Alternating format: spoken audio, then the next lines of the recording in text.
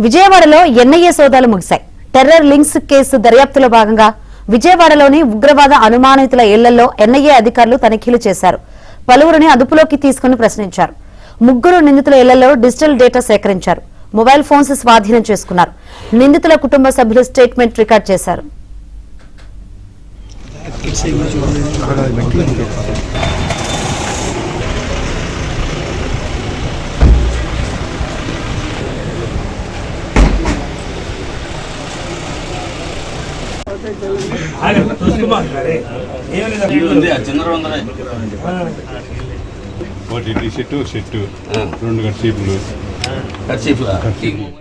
Mobile phones స్వాధీనం చేసుకున్నారు. నిందితుల కుటుంబ సభ్యులు స్టేట్మెంట్ రికార్డ్ చేశారు.